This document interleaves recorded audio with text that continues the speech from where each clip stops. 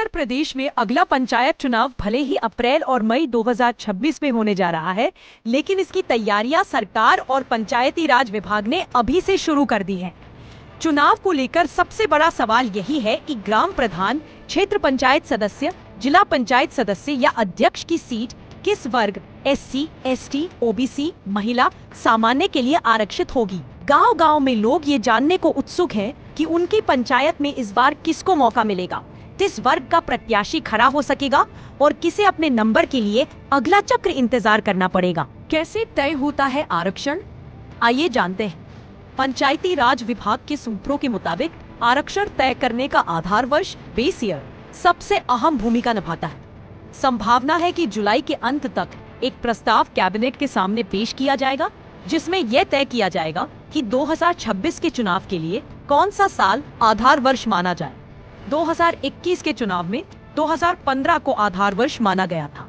उसी तरह अब यह तय होना बाकी है कि 2026 के लिए आधार वर्ष 2021 रहेगा, 2015 रहेगा या फिर उससे भी पहले का कोई साल। आरक्षण में रोटेशन नीति अपनाई जाती है। इसका मतलब ये है कि जिस सीट पर पिछले चुनाव में कोई वर्ग आरक्षित रहा था, उस वर्ग को इस बार वही सीट दोबारा नहीं दी जाती, जब तक कि आबादी का कोई विशेष कारण न हो। आरक्षण तय करने की गणना कैसे होती है, देखते हैं। आरक्षण तय करने की प्रक्रिया पूरी तरह आबादी आधारित होती है, यानी SC, ST, OBC की जनसंख्या के प्रतिशत के आधार पर ये देखा जाता है कि किस ब्लॉक, तहसील या ग्राम पंचायत में किस वर्ग का वर्चस्व है। मान लीजिए किसी ब्लॉक में अनुसूचित जाति SC के लिए ग्राम प्रधान की सीट आरक्षित करनी है, तो पहले उस ब्लॉक की सभी ग्राम पंचायतों को SC आबादी के अनुसार अवरोही क्रम सबसे ज्यादा से सबसे कम में सूचीबद्ध किया जाएगा। फिर जिन पंचायतों में पिछले चुनाव आधार वर्ष में यह सीट आरक्षित नहीं थी, उन्हें प्राथमिकता दी जाएगी। इसी प्रक्रिया को अनुसूचित जनजाति, पिछड़ा वर्ग और महिलाओं के लिए भी अपनाया जाएगा।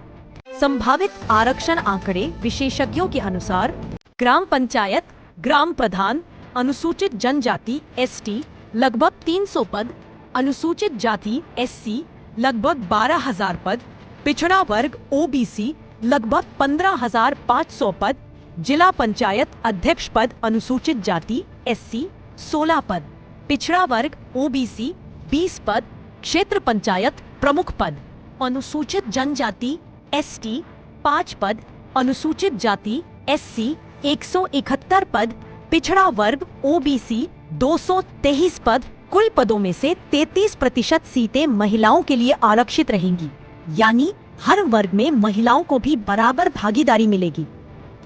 उत्तर प्रदेश में कुल पंचायतें कितनी है? 75 जिला पंचायतें, 826 क्षेत्र पंचायतें, 57,691 ग्राम पंचायतें। इतनी बड़ी संख्या में चुनाव कराना, आरक्षण तय करना और पारदर्शिता बनाए रखना किसी चुनौती से कम नहीं है।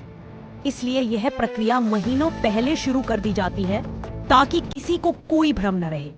आपके लिए जरूरी सूचना, अगर आप ग्राम पंचायत चुनाव लड़ने की सोच रहे हैं, तो यह समय है कि आप अपने गांव की आरक्षण स्थिति, पिछली आरक्षित सीट और अपने वर्ग की जनसंख्या का आकलन करें।